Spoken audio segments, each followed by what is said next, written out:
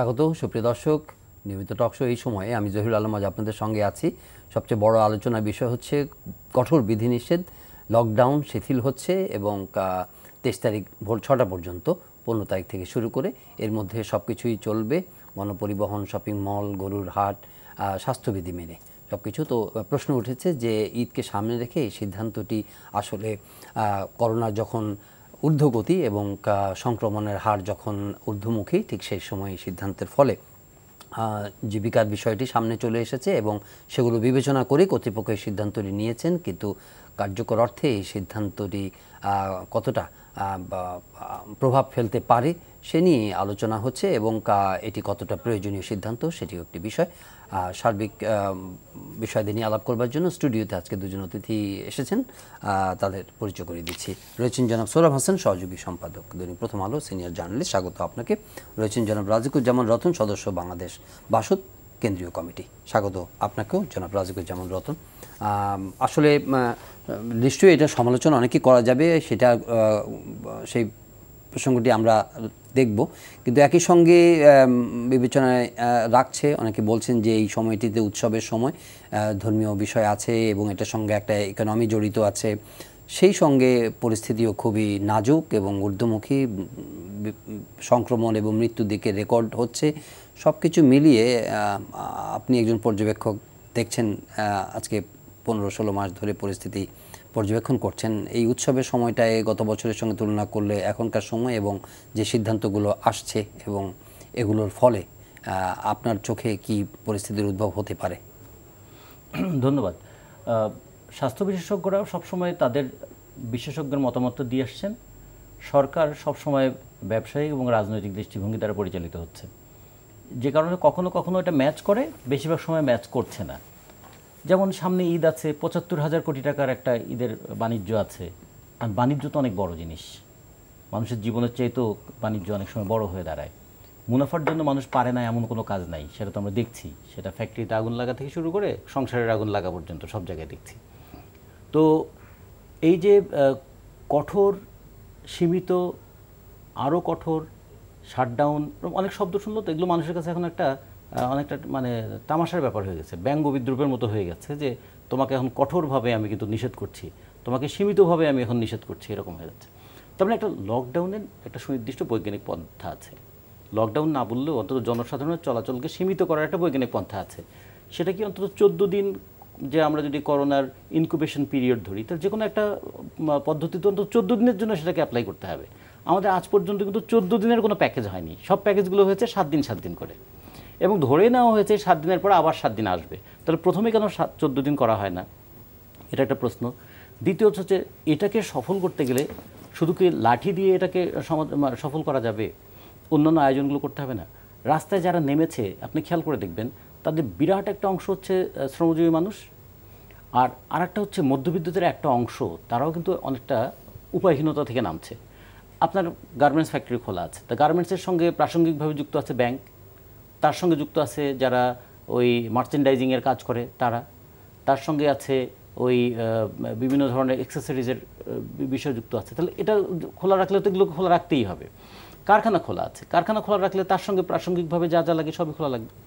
ফলে আমরা এখন কোনটা খোলা রাখছি আর কোনটা বন্ধ রাখছি, এটা যদি একটা তালিকা করি, তাহলে তালিকাটা ওভারল্যাপিং হয়ে যাচ্ছে। মানুষ কি করবে? যদি এখন তাকে চাকরিটা রক্ষা করতে হয়, বাড়ির বাইরে বেরোতে হবে, বাড়ির বাইরে বেরোলে পুলিশ হয়রানি করছে, গ্রেপ্তার করছে, শাস্তিও দিচ্ছে, কারণ সে তার তো অফিসে যেতে হবে। আবার কেউ কেউ আছে, কিছু উৎসাহীও আছে, উৎসাহী লোকজনের খবরটা আমরা পত্রিকায় মাঝে মাঝে দেখি, কিন্তু এটাই তো পুরো চিত্র না। রিক্সা চালক তার উৎসাহ নিয়ে বের হয় না, সে তো পেটের তাগিদে বের হয়। যে গার্মেন্টসে চাকরি করে সে তো পেটের তাগিদে বের হয়। যে কারণ বাজারে মানে কাঁচামালের ব্যবসা করে তাকে তো পেটের তাগিদে বের হতে হয়। তার সব মিলিয়ে এটা সামগ্রিক প্যাকেজটা আমরা দেখি নাই। আমাদের এখন স্বাস্থ্য মন্ত্রণালয় উদ্বেগ প্রকাশ করছেন, ভয়ও প্রকাশ করছেন যে আগামী 1 সপ্তাহ যদি এইভাবে সংক্রমণ বাড়তে থাকে, এটা নিয়ন্ত্রণের বাইরে চলে যাবে। এই কথাটা বলার পরে পরে আমরা দেখলাম শিথিল হয়ে গেল। তাহলে মানে কে আতঙ্ক সৃষ্টি করলো আর কে আশ্বাস প্রদান করলো, এই দুটার মধ্যে কিন্তু কোনো সমন্বয় দেখলাম না। আচ্ছা, আশ্বাস প্রদান করার ক্ষেত্রে কি হলো, যে 23 তারিখের পরে কিন্তু ভয়ানক কঠোর হবে। ভয়ানক কঠোর, হ্যাঁ। আচ্ছা, ভয়ানক কঠোর কেন? 21 তারিখ ঈদ, ঈদের মধ্যে মানুষ যাবে এবং ফিরবে, ইতিমধ্যে আমরা খেয়াল করে দেখেছি আমরা সবাই যে করোনা সংক্রমণের রেটটা এবার একটু ভিন্নমুখী। কীরকম? আগে ছিল শহরাঞ্চলগুলো করোনার এপিসেন্টার, এখনগুলো পেরিফেরি হয়ে গেছে এপিসেন্টার, মানে গ্রাম থেকে করোনার রোগী শহরে আসছে। আগে শহর ছিল, এখন গ্রাম থেকে শহরে আসছে কেন? আমাদের জেলা শহর 64টা জেলা শহরের এখনও পর্যন্ত 17টা জেলা শহরের হাসপাতালে কোনো আমাদের অক্সিজেন সাপ্লাইয়ের সেন্ট্রাল ব্যবস্থাটাই নাই, আর যেগুলোতে আছে সেটা এত কম। আমাদের আইসিইউর ব্যবস্থা যদি সর্বশেষ ধাপ যদি বলে আইসিইউ, সেটাই বা কয়টা জায়গায় আছে? রাজশাহী বিভাগে কয়টা আছে, রংপুর বিভাগে কয়টা আছে, খুলনা বিভাগে কয়টা আছে? ফলে মানুষের কিন্তু উপায় নাই। এবং কখনো কখনো মানুষ আতঙ্কগ্রস্ত হয়ে যায় আক্রান্ত হলে, তার আগে আতঙ্কটা কিন্তু তার খুব বেশি তাকে স্পর্শ করে না। যখন আতঙ্কগ্রস্ত হয়ে যাচ্ছে তখন সে কিন্তু অস্থির হয়ে পড়ছে। এই অস্থিরতাকে তখন আমরা বলবো এটা তো আপনাদের কর্মদোষে এটা করেছেন। তাহলে করোনা ঠেকানোর জন্য আমরা কখনো কপালের উপর নির্ভর করছি, কখনো কখনো কর্মদোষের উপর নির্ভর করছি, যে বাঙালি কোনো নিয়মই মানে না, তাহলে বাঙালিকে নিয়ম মানানো যাবে না, এরকম করে একটা দায় চাপিয়ে দিচ্ছি। আর একটা হচ্ছে কী করবো ভাই, আমাদের তো গরিব মানুষের বাঁচার আর কোনো উপায় নাই, এইরকম করেই আমাদের চলতে হবে। তার ফলে রাষ্ট্র এটার একটা অ্যাডভান্টেজ, সব দিকেই যুক্তি আছে, হ্যাঁ এটা একটা অ্যাডভান্টেজ দিচ্ছে। দায়িত্বটাকে এড়ানোর অথবা দায়িত্বটা অন্যের কাঁধে চাপিয়ে দেওয়ার একটা দারুণ অজুহাত তৈরি হচ্ছে। এটা সব ক্ষেত্রেই এই প্রবণতাটা পরিলক্ষিত হচ্ছে জনাব সোহরাব হাসান। তাহলে বিষয়টা হলো যে আমরা দেখছি করোনা ঊর্ধ্বমুখী, আপনার মৃত্যু সংক্রমণ ঊর্ধ্বমুখী, ঈদের ছুটি এবং আমাদের গন্তব্য, এবং অনেকে খুব মজা করে বা বিদ্রুপ করে বলছেন যে করোনাকে ঈদের ছুটিতে পাঠানো হচ্ছে। করোনাকে ঈদের ছুটিতে পাঠাতে পারলে তো খুব ভালো হতো, কিন্তু সেটা আমরা পাঠাতে পারছি না। আমরা নিজেরাই অনেকে ছুটিতে চলে যাব এই করোনার সময়, অর্থাৎ অনেকেই আক্রান্ত হবে এবং আক্রান্ত হওয়ার এক অংশ তো মারা যাচ্ছে।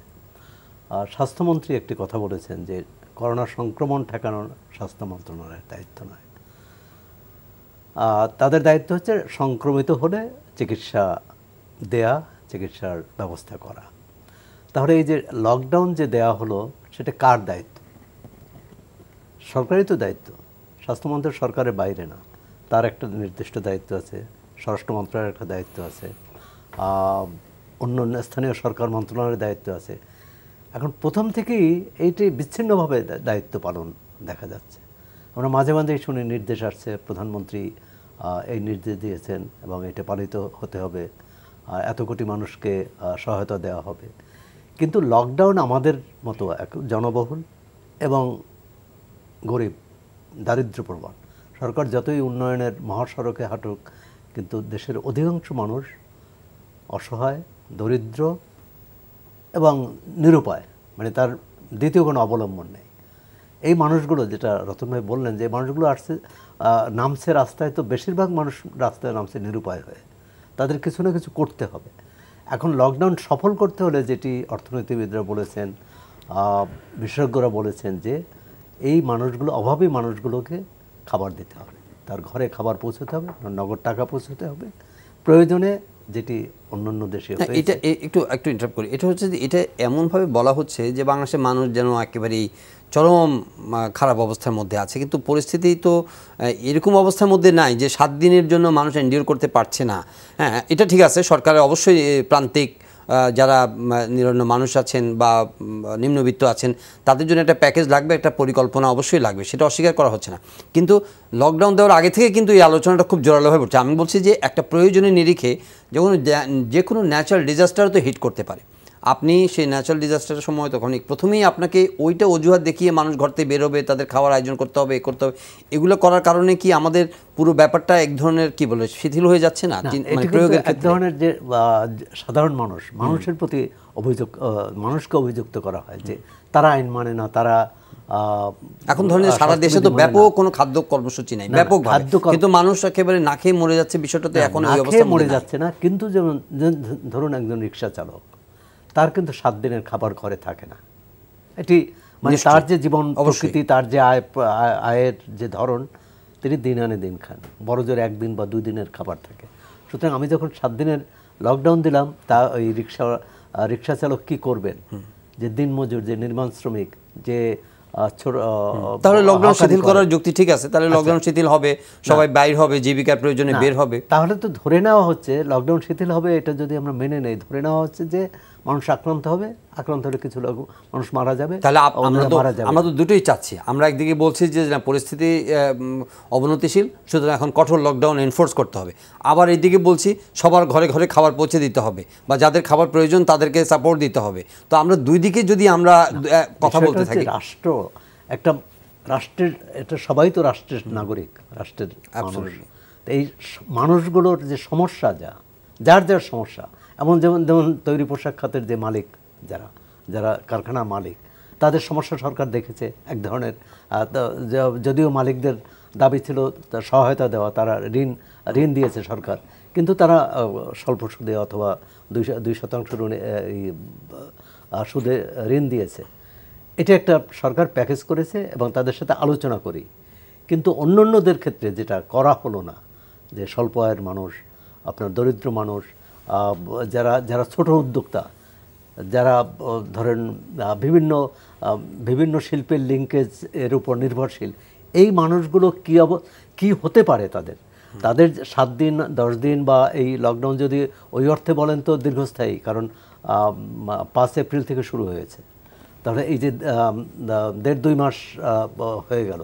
তো এই মানুষগুলো কার কি অবস্থা হতে পারে? সেক্ষেত্রে হতে পারে সবাই যে সরকার যে সবাইকে দান করবে তা না, ঋণের ব্যবস্থা করতে পারত। আর মালিকরা, বাংলাদেশে গরিব মানুষ কিন্তু ঋণ মেরে খায় না, ধনীরাই বেশি মারে, আত্মসাৎ করে। সুতরাং কিভাবে দেয়া হবে, রাষ্ট্রের বা সরকারের এই পরিকল্পনাটা কী ছিল? যেমন অর্থমন্ত্রীর বক্তৃতা বিবৃতিতে মনে হচ্ছে যে এই যে লকডাউনে যে কিছু মানুষ দরিদ্র হয়েছে, কিছু মানুষ কাজ হারিয়েছে, তারা যে নিরুপায় হয়েছে, এটা স্বীকার করছেন না। এখন যদি আমি সমস্যার স্বীকার না করি, তাহলে তো সমস্যার সমাধান হবে না, বা সমাধানের পথ খুঁজবো না, সমাধানও হবে না। এখন লকডাউনে তো কিছু, এই করোনাকালে গত 1.5 বছরে কিছু মানুষ তো তার সহায় সম্পদ, তার কাজ হারিয়েছে, আর সুতরাং তার জীবিকা হারিয়েছে। সুতরাং তাকে কীভাবেই করে দেবে। হ্যাঁ, আমাদের এখানে এই শ্রমিক বা অন্যান্য অধিকাংশ মানুষ তারও টিকে আছে। আপনি যেটা বললেন যে একেবারে না খেয়ে নেই, সেটা কিন্তু তার কোনো না কোনো অবলম্বন, তার সামান্য পুঁজি ছিল। আমি কোনো ডেভিলস অ্যাডভোকেসি না, আমি বলতে চাচ্ছি যে অবশ্যই তাদের সংকট আছে, কিন্তু 7 দিন 10 দিন 15 দিন যখন আপনি একটা কঠিন সংকটের মুখোমুখি, ঠিক তখন আপনার ওই বিষয়গুলো যদি আপনি সারাক্ষণ বিবেচনার মধ্যে, এবং আমাকে মানে এই ধরনের প্যাকেজ ঘোষণা হচ্ছে না, এই কারণে আমাকে বেরোতেই হবে, কারণ আমরা নিজেরও তো একটা সেজন্য তো এই যে একটি বিজ্ঞপ্তি দিলে, পত্রিকায় খবর দেখলেই সাধারণ মানুষ আমাদের তারা এটা শুনবে বা তারা বুঝবে, সেটা কিন্তু ভাবা ঠিক নয়। প্রথমত হচ্ছে তাদেরকে বোঝাতে হবে, মানে তার যে এই যে সাময়িক মানে বৃহত্তর স্বার্থে তার যে সাময়িক কষ্ট, প্রথমত হচ্ছে যে যতটা পারে সহায়তা করা, সেটি যে সবটাই সরকার করবে তা না। অন্যান্য জনগোষ্ঠী, মানে সমাজের অন্যান্য সম্প্রদায়, অন্যান্য জনগোষ্ঠীকে এগিয়ে আসতে হবে। আমরা তো জাতীয় দুর্যোগে দেখেছি, আপনি ধরেন যে বন্যা হয়েছে, এবার অংশগ্রহণটা সেরকম জোরালো নয়, একেবারেই নয়। এই যে এর পিছনে একটা রাজনৈতিক কারণ আছে, সেটা হচ্ছে রাজনৈতিক যে শক্তি, সেই শক্তি কিন্তু এগিয়ে আসে, তার সঙ্গে নাগরিক শক্তি থাকে, তার সঙ্গে বেসরকারি সংস্থা থাকে, কিন্তু সেটি নেই। আপনি ধরেন যে জাতীয় দুর্যোগে বা বন্যা বা ঘূর্ণিঝড়, ওই এলাকার সব মানুষকে সাহায্য দিতে হয় না, কিছু মানুষকে সাহায্য দিতে হয়, এবং ওই এলাকারই যারা বিত্তবান সচ্ছল তারা কিন্তু এই গরিব মানুষকে সাহায্য করে। সরকারের আসলে মানে 2 ধরনের একটা কৌশল, একটা হচ্ছে যে তারা মানে একটা অজুহাত দেখায় যে যখন কার্যকর করা যাচ্ছে না, তখন তারা বলে যে মানুষের জীবিকার প্রয়োজনটা মানে মেটানো প্রয়োজন।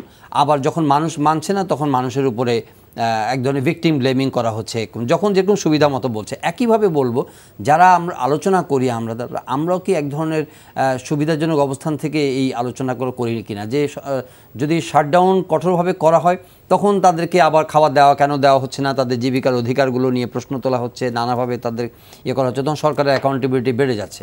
আবার যখন ওইটা করা হচ্ছে, তখন কেন শাটডাউন করা হচ্ছে না, কেন কঠোর করা হচ্ছে না, কেন এনফোর্সমেন্ট দুর্বল হয়ে গেছে, সেই প্রশ্নটা আসছে। এই এন্ড থেকে যদি একটু বলেন। দুটো জিনিস কিন্তু পরস্পর পরিপূরক। যেমন আমরা এখানে একটা টক শো করছি, তা আপনি আমাকে প্রশ্ন করছেন, আমি উত্তর দিচ্ছি, ক্যামেরাম্যান ছবি তুলছে, কিন্তু লাইটটা যদি না থাকে, তাহলে লাইট হচ্ছে একটা পূর্ব শর্ত অনুষ্ঠানটাকে ভালো করবার জন্য। তেমনি লকডাউনের একটা পূর্ব শর্ত কি, যে তাকে অন্তত ঘরে রাখার ব্যবস্থা করতে হবে। ঘরে রাখার ব্যবস্থা করার জন্য কি করা দরকার? কেন লকডাউনগুলো কার্যকর হয় না? কেন সরকার লকডাউনের শেষ সময় ওই না 90 মিনিটের খেলার শেষের দিকে খেলোয়াড়রা অনেক সময় দম ছেড়ে দেয়? আমাদের প্রতিবার 7 দিনের শেষে 3 দিন দম ছেড়ে দেয় কেন? যখন দেখছে যে আর ঠেকাতে পারছে না, রিক্সা চালক বেরোবেই। এখন বাংলাদেশের মানে এটা দেখুন, সরকারের স্ট্যাটিস্টিক্সে আমাদের 4 কোটি টন খাদ্য উৎপাদন হয়েছে। বাংলাদেশের যদি 17 কোটি মানুষ ধরি, দৈনিক হাফ কেজি করে চাল যদি ধরি, তাহলে আমাদের 2 কোটি 90 লক্ষ টন চাল হলে আমাদের খাবারটা হয়ে যায়। তার মানে চাল আছে, কিন্তু চাল থাকলে তো হবে না, চাল তো কেনার টাকা লাগবে। তো রিক্সা চালক তো চাল কেনার টাকাটা রোজগার করার জন্য রিক্সা নিয়ে বেরোবেন। দোকানদার তো চাল কেনার টাকাটা জোগাড় করার জন্যই দোকানটা খুলবেন। জুতা পালিশ করার সে তো এই কারণেই বেরোবে। এখন আমাদের কোরবানির জন্য প্রায় ধরেন 1.25 কোটি গরু তৈরি হয়ে আছে, এগুলো বিক্রি করতে হবে। তো বিক্রি করার জন্য যে শিথিল করে দিয়েছেন তারা, আবার ধরুন আমাদের পোলট্রি ফার্ম, 1.5 লক্ষ পোলট্রি ফার্ম আছে, তারা পোলট্রি প্রডিউস করছে। তাহলে এই পোলট্রির ডিম এবং মুরগি সেটা যে সাপ্লাই দেওয়ার জন্য একটা সাপ্লাই চেন লাগবে। আবার সাপ্লাই চেনে মুরগি ডিম আসলো, আমার পকেটে টাকা না থাকলে আমি 105 টাকা দিয়ে 1 ডজন ডিম কিনবো কোত্থেকে? মধ্যবিত্তদের একটা সুবিধা আছে কি, তারা মাসিক বেতন পায়, মানে 1 মাসের একটা বেতন নিয়ে সে মনে করে যে 1 মাস সে নিশ্চিন্ত থাকতে পারবে, অথবা তার ব্যাংকে কিছু সঞ্চয় থাকে। শ্রমজীবী মানুষের কিন্তু সে দৈনন্দিনের প্রশ্ন। এই জন্য দেখবেন প্রত্যেকটা লকডাউনের ক্ষেত্রে 7 দিন কেন করে, যে 4 দিন কড়াকড়ি করে, 3 দিন ঢিলা দিয়ে দেয়, আবার 7 দিন করে। কিন্তু যদি অন্তত বিজ্ঞানটা মানতেন তাহলে কি হতো, 14 দিনের একটা যদি করতো। আমরা একটা ছোট্ট প্যাকেজের কথা বলেছিলাম যে 3 কোটি মানুষ যদি বাংলাদেশে হতদরিদ্র ধরি, প্রত্যেকে যদি 15 কেজি চাল, 3 কেজি আলু, 2 কেজি ডাল, 1 লিটার সয়াবিন তেল আর আনুষঙ্গিকভাবে আর 500 টাকা তার হাতে যদি দেওয়া যেত, তাহলে আমাদের 2,500 টাকা লাগে। তা 3 কোটি মানুষকে 2,500 টাকা করে দিলে আমি কিন্তু 7,500 কোটি টাকা ব্যয় করলে আমি একটা কড়া, সত্যিকার অর্থে তখন কড়া লকডাউন করতে পারতাম, যে বাবা তোমার ঘরে তোর খাবারটা আছে। 7,500 কোটি, 7,500 কোটি টাকা। আমাদের 7,500 কোটি টাকা কীরকম? গত বছর করোনায় থোক বরাদ্দ যেটা হয়েছিল 10,000 কোটি টাকা, সেখানে 7,500 কোটি টাকা অব্যবহৃত অবস্থায় পড়ে আছে। মানে যে টাকাটা অব্যবহৃত অবস্থায় পড়ে আছে, করোনা গবেষণা করার জন্য স্বাস্থ্য বিভাগকে 100 কোটি টাকা দেওয়া হয়েছিল, একটা টাকাও খরচ করে নাই। আমাদের ইউরোপিয়ান ইউনিয়ন 1500 কোটি টাকা দিয়েছিলেন, সেখানে মাত্র 5 কোটি টাকা খরচ করেছে। আমরা দেখিয়েছিলাম যে গত বাজেটে শুধু অর্থ বিভাগের রিপোর্টটা যদি দেখি, তাহলে তো 20 থেকে 22,000 কোটি টাকা অব্যবহৃত অবস্থায় ছিল। এটাও যদি সরকার ব্যবহার করতো এই ক্ষেত্রে, তাহলে কিন্তু লকডাউনটাকে কার্যকর করার ক্ষেত্রে একটা নৈতিক জায়গা থাকতো। কীরকম? যে আমি কিন্তু বাবা তোমার ঘরে থাকার জন্য খাবারটা দিয়েছি। আমেরিকাতে যেমন দিয়েছে, ফ্রান্সে দিয়েছে, জার্মানিতে দিয়েছে, এমনকি পশ্চিমবঙ্গেও দিয়েছে। এবং পশ্চিমবঙ্গে এই কারণে দেখুন গতকাল তাদের মৃত্যু এসে দাঁড়িয়েছে 11 জনে, এবং তারা বলছে যে আমরা দ্বিতীয় ঢেউটা প্রায় মোকাবেলা করেছি, কিন্তু আশঙ্কায় আছি তৃতীয় ঢেউয়ের। আর একটা জিনিস খেয়াল করে দেখুন, অ্যাটিটিউডটা কি? মানুষকে তো বিবেচনা করতে হয় একটা অ্যাটিটিউড দিয়ে, ব্যবস্থাকেও তাই।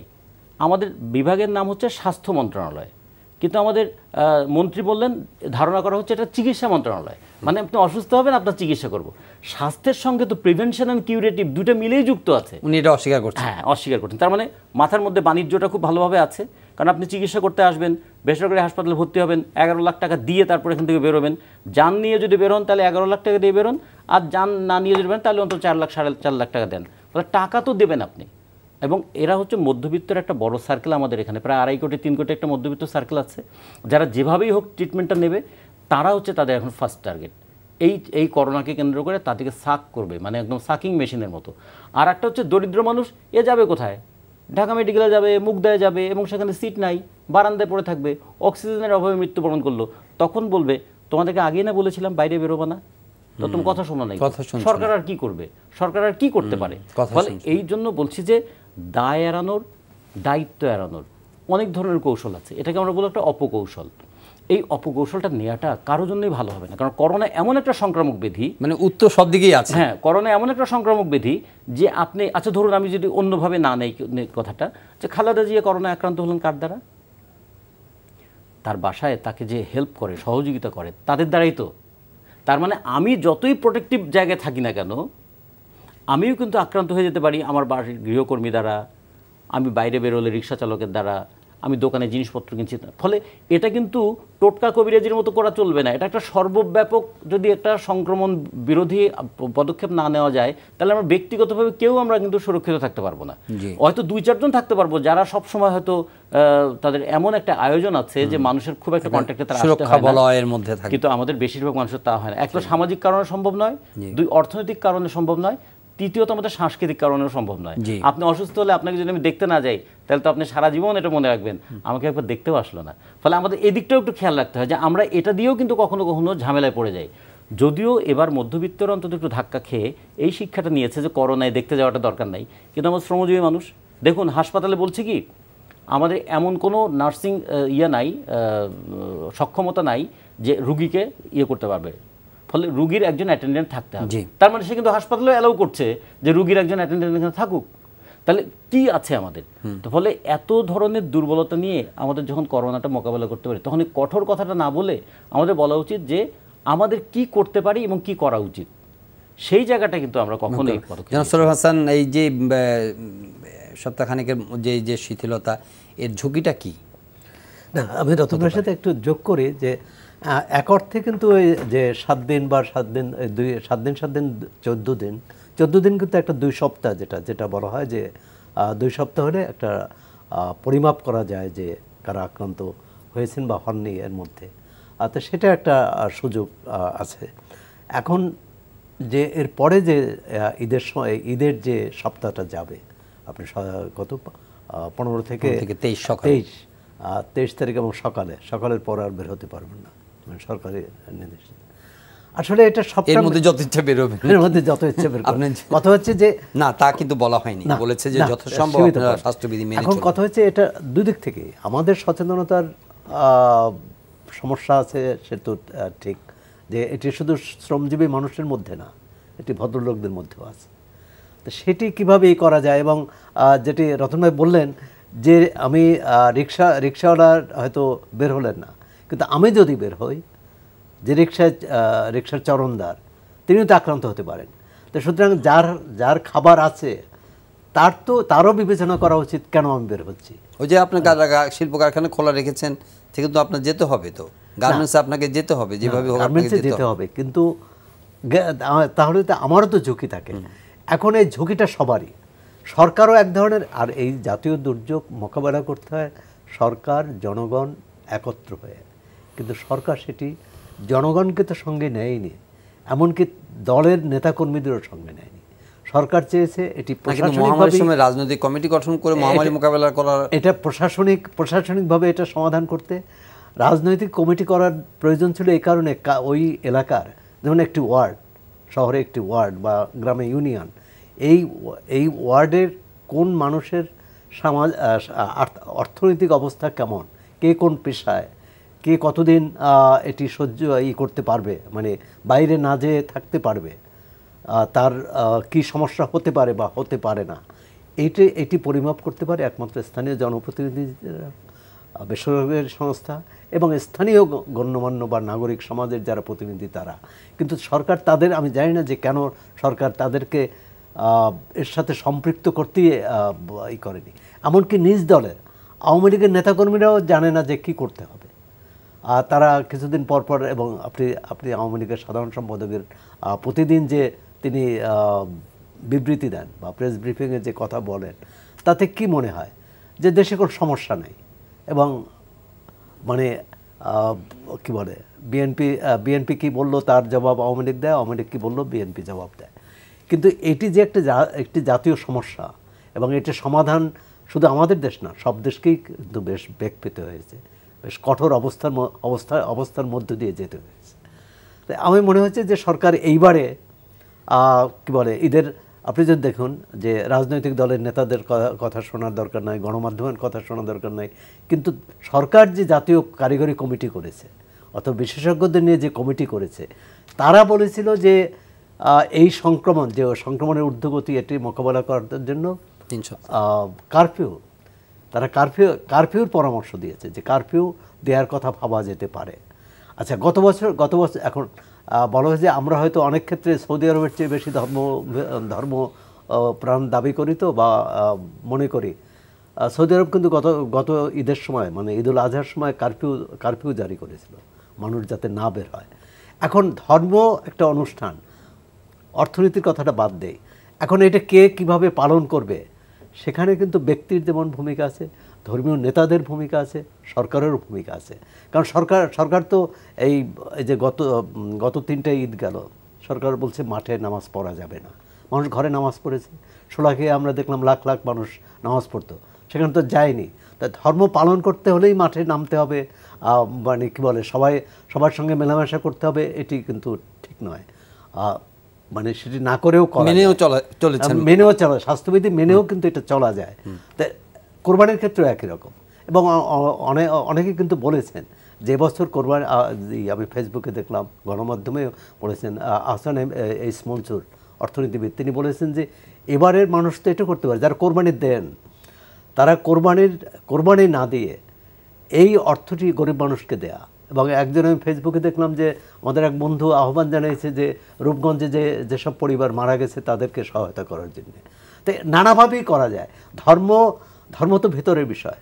এখন এটা যদি আমি যদি প্রদর্শন করি, এটা এক একটা ব্যাখ্যা, ধর্মীয় ব্যাখ্যা, কিন্তু আমি বলছি যে এটা মেনেও কিন্তু আমরা যতটা সম্ভব সঙ্গরোধ। আচ্ছা, দ্বিতীয় হচ্ছে যে ঈদের সময় ছুটি। জনাব রাজিকুজ্জামান রতন, মানুষ গণপরিবহন যেহেতু খুলছে, কাজে উৎসব কেন্দ্র করে কিছু মানুষের ঘর যাত্রা হবে, শপিং মলগুলো খোলা হবে, গণপরিবহন খোলা থাকছে, সব মিলিয়ে আপনার চোখে মানে সম্ভাব্য ঝুঁকির চিত্রটা কীরকম? ঈদের পরে আমাদের সংক্রমণের হারটা একটু বাড়বে, এটা যেমন বিশেষজ্ঞরা বলছে, আমাদেরও একটা সাধারণ মানুষ হিসেবে এরকম মনে হয়। আর একটা জিনিস আমি একটু বলতে চাই যে আমরা আমাদের দল বাসদের পক্ষ থেকে করোনাকালীন অনেকগুলো কাজে নেমেছিলাম। তার মধ্যে যেমন ধরুন, আমরা বিভিন্ন জায়গায় অক্সিজেন ব্যাংক করেছি। স্থানীয় সামর্থ্যবান ব্যক্তিরা একটা করে অক্সিজেন সিলিন্ডার দিয়েছে। কোনো কোনো জায়গায় আমাদের 40টা অক্সিজেন সিলিন্ডার আছে, কোথাও 25টা আছে, কোথাও 37টা আছে। আমাদের ভলান্টিয়াররা চাইলে গিয়ে দিয়ে আসেন। আমরা দেখলাম কিছু মানুষ সহযোগিতার হাত বাড়ান। কিন্তু আরেকটা জিনিস আমরা দেখলাম, আমরা কিছু কমিউনিটি কিচেন করেছিলাম। তার মধ্যে যেমন নারায়ণগঞ্জের একটা জায়গায় আমরা করেছিলাম, ফতুল্লায় করেছি, ঢাকায় আমরা 3টা জায়গায় করেছি। ঢাকায় বিশেষ করে পুরনো ঢাকায় যেটা আমরা চালাচ্ছি, সেটা করি কি, প্রতিদিন সকালে আমাদের ভলান্টিয়াররা বের হয়ে ওই শ্যামবাজার এলাকাগুলোতে গিয়ে সবজি এবং সংগ্রহ করে নিয়ে আসে। ওটাই একটা খিচুড়ি রান্না করে একটা ডিম সহ একটা প্যাকেট দিয়ে দেয়। লালবাগে যেটা করছি সেরকম। কিন্তু যে মানুষগুলো আমাদেরকে ভাই যেটা বললেন সৌরভ ভাই, যে মানুষগুলো আমাদেরকে সহযোগিতা করতেন, আগে 100 টাকা দিতেন, তিনি কিন্তু এখন 50 টাকা দিচ্ছেন।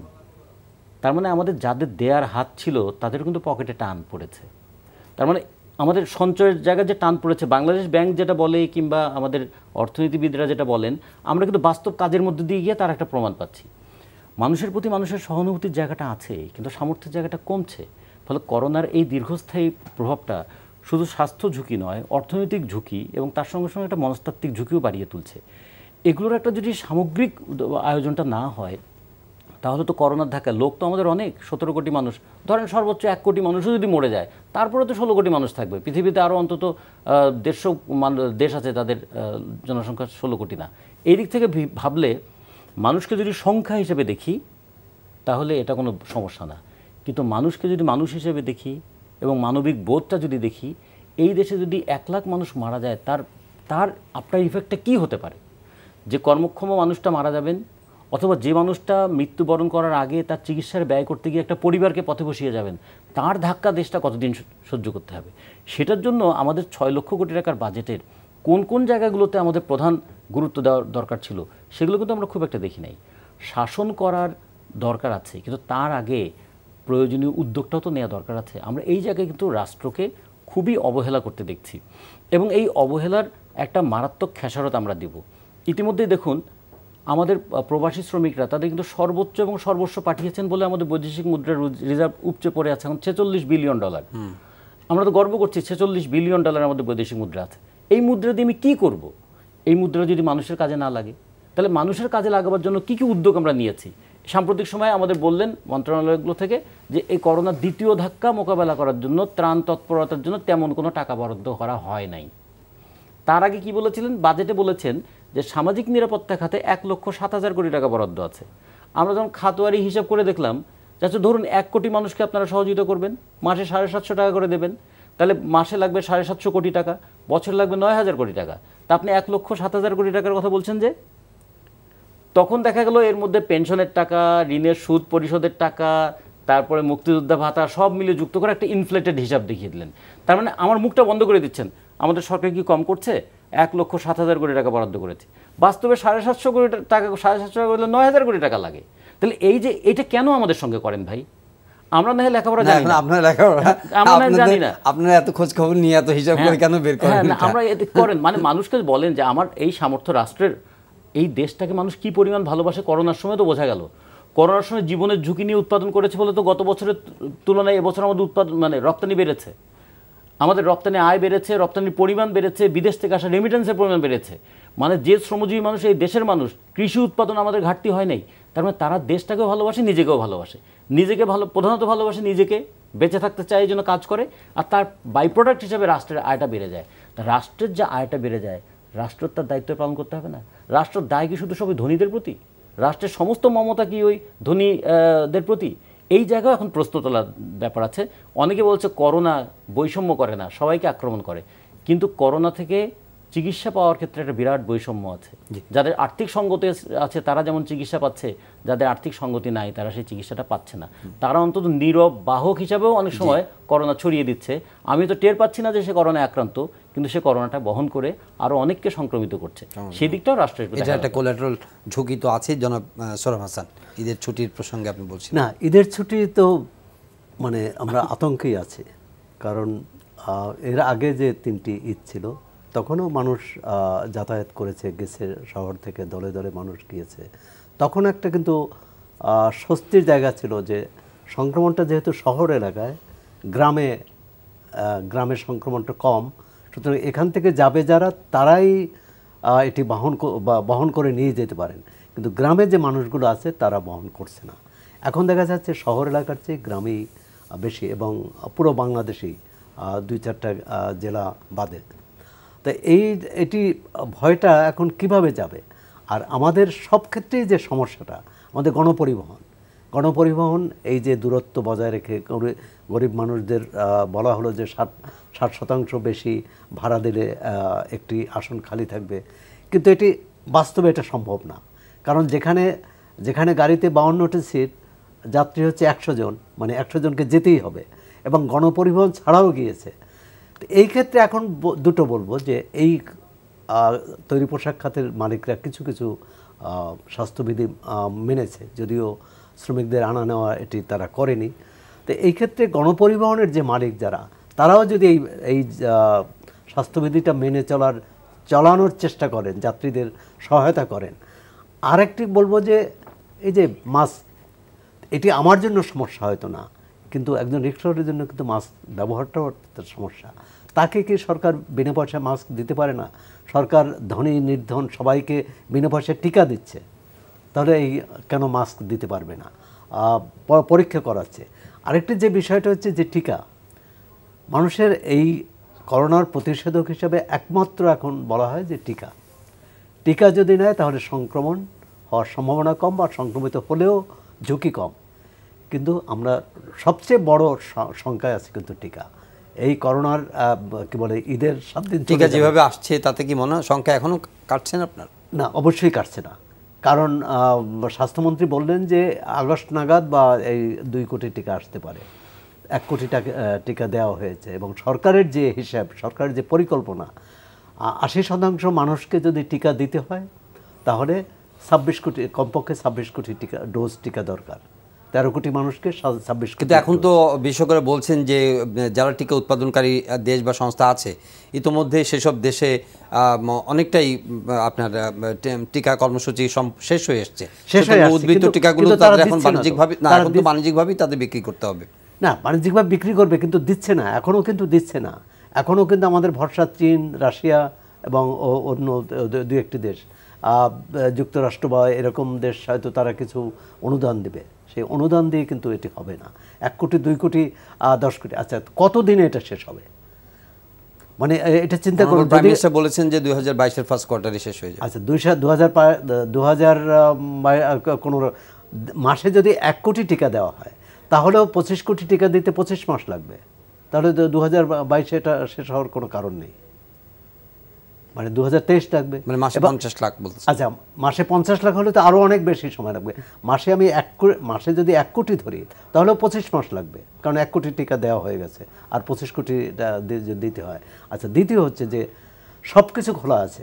সরকার নানা যুক্তি দিয়েছেন, আরও অনেকে যুক্তি দিয়েছেন, তৈরি পোশাক শিল্প, গণপরিবহন, মার্কেট, কিন্তু বন্ধ হচ্ছে শিক্ষা প্রতিষ্ঠান।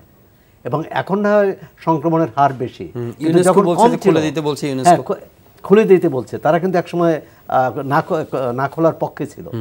এখন আমাদের শিক্ষার যে বাবা মা তারা কি চিন্তা করছে, তারা কিন্তু বন্ধটাই একমাত্র সমাধান মনে করেছেন, একমাত্র সমাধান, অর্থাৎ শিক্ষার দরকার নেই, আর সবকিছুই দরকার আছে। জি, ধন্যবাদ জনাব রাজিকুজ্জামান রতন। টিকা, মাস্ক বিতরণ, এই অনেকগুলো প্রসঙ্গ আমাদের সৌরভ ভাই বললেন, যেগুলো টিকার বিষয়ে ওনার সংশয় এখনো আছে। মাস্ক বিতরণ সরকার কর্মসূচি নিতে পারে, স্কুল কলেজ শিক্ষা প্রতিষ্ঠান সেটি নিয়ে ইউনেস্কো বলেছে। এই অবস্থায় তো নিশ্চয়ই আর রেকমেন্ড করবেন না বা বলবেন না যে করে দেন, মানে এই পরিস্থিতি হয়তো উত্তরণ ঘটলে হয়তো শিক্ষা প্রতিষ্ঠান খুলে দেওয়ার প্রসঙ্গ আসতে পারে।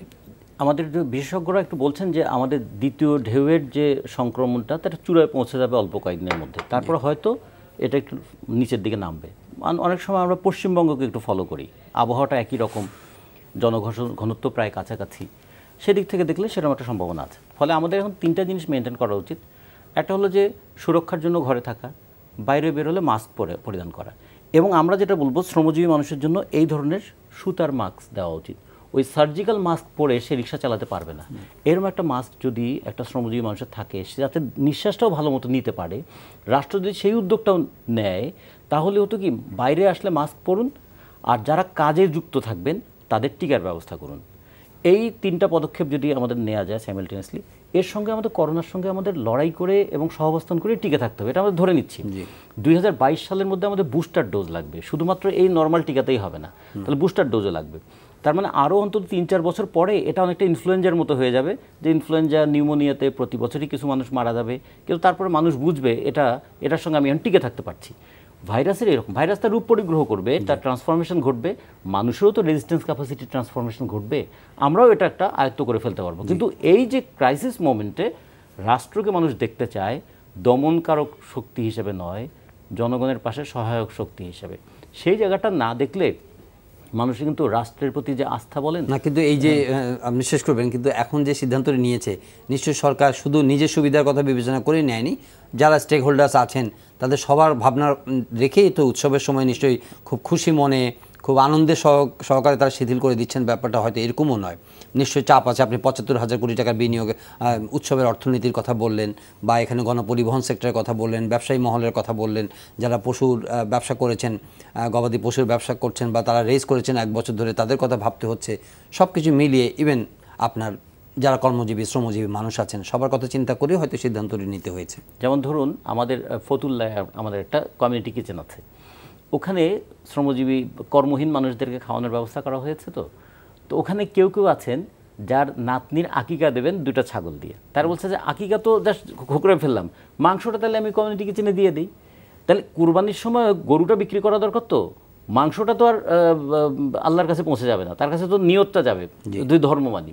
তাহলে সেই মাংসটাও যদি শ্রমজীবী মানুষের জন্য খাবারের জন্য তিনি বিতরণ করেন, তাহলে একদিকে কোরবানির পশুটাও বিক্রি হলো, আর এই পশু কাটাকাটিকে কেন্দ্র করে এটাকে কেন্দ্র করে আবার এই জনসমাগমটাও ঠেকানো গেল।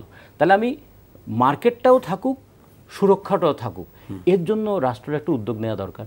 তো সেই উদ্যোগগুলো নিতে পারলে কিন্তু আমরা মনে করি যে একটা সংক্রামক ব্যাধির সংক্রমণ মোকাবেলা করা আর যুদ্ধ মোকাবেলা করা এক নয়। যুদ্ধের সময় আমি পরস্পরকে জড়িয়ে রাখতে পারি, কিন্তু সংক্রমণের সময় আমি কিন্তু কাউকে জড়িয়ে ধরতে পারি না। ফলে 2টা লড়াই কিন্তু 2 রকম। এই লড়াইয়ের ভিন্ন পরিস্থিতিতে শুধু 71 সালের যুদ্ধে জিতেছি এই কথা বলে তো আমি করোনা তো সেই শত্রু নয়, না, অদৃশ্য শত্রু। হ্যাঁ, ফলে এবং সংক্রামক শক্তি, ফলে আমার সংস্পর্শে এসেই আমার প্রিয়জন আক্রান্ত হয়ে যেতে পারে। এই বোধটা অনেকের মধ্যে তৈরি হয়েছে, কিন্তু বোধ তৈরি হলেও বাস্তবতা তো তার তৈরি হয়নি, ফলে তাকে এটা বাধ্য হতে হচ্ছে। এই জায়গায় রাষ্ট্রের সহযোগিতাটা দরকার এবং একটা ভিন্ন ধর্মী প্রচারণাটাও দরকার, যে আমরা আমাদের সুরক্ষা দেওয়ার জন্য যত ধরনের পদক্ষেপ আছে সব নিতে পারি। সেটা ঈদকে কেন্দ্র করে হোক, সেটা উৎসবকে কেন্দ্র করে হোক। আমাদের এই অঞ্চলের মানুষ একটু উৎসব প্রবণ, সেই কারণে উৎসবটাকেও কিভাবে আমরা নিয়ন্ত্রণে রাখতে পারি সেই বিষয়টা দেখা। ধন্যবাদ জনাব রাজিকুজ্জামান রতন, ধন্যবাদ জনাব সৌরভ হাসান, আপনাদের দুজনকে মূল্যবান মতামত দেওয়ার জন্য। প্রিয় দর্শক, আজকের এই সময় আমরা এখানে শেষ করব। নিশ্চয়ই যে একটা উদ্ভূত পরিস্থিতি বা একটা আসন্ন যে সময়টি আসছে, সেই সময়ের একটা নজিরবিহীন অবস্থা, আমরা একই মহামারীর মোকাবেলা করছি, একই সঙ্গে আমাদের ঈদ আসছে। এই সময়ে সকল মানুষের কথা চিন্তা করেই একটি কঠিন সিদ্ধান্ত সরকারের পক্ষ থেকে নিতে হয়েছে। শিথিলতা কথা বলা হচ্ছে, কিন্তু আমাদের প্রত্যেকেরই দায়িত্ব হচ্ছে নিজেকে সুরক্ষিত রাখা, নিজের পরিবারকে সুরক্ষিত রাখা এবং আমাদের আশেপাশে মানুষজনকে সুরক্ষিত রাখা। সেক্ষেত্রে যতটা সম্ভব যে উৎসবকালীন সময়ে যতটুকু শিথিল করা হয়েছে সে সময় নিজের যে সুচিন্তিত পদক্ষেপ নেওয়া এবং তার মাধ্যমে আমরা আগামী দিনের সংক্রমণ ঝুঁকি এড়াতে পারি এবং যেই পরিস্থিতির মুখোমুখি আমরা হয়েছি ঈদের পরে যে আশঙ্কার কথা বলা হচ্ছে সেই আশঙ্কা যাতে সত্যি না হয় সে ব্যাপারে আমরা সবাই সজাগ থাকব, সেই আশাবাদ রেখে আজকের অনুষ্ঠান এখানে শেষ করছি। দেখা হবে আবারও পরের অনুষ্ঠানে। চাইলে আপনারা অনলাইনে এই অনুষ্ঠানটি দেখতে পারেন, ভিজিট করুন www.ntvbd.com। এছাড়া ইউটিউব ভেরিফাইড ফেসবুক পেজে আমাদের জনপ্রিয় অনুষ্ঠান খবরের আপডেট আপনারা জেনে নিতে পারেন। ভালো থাকবেন সবাই।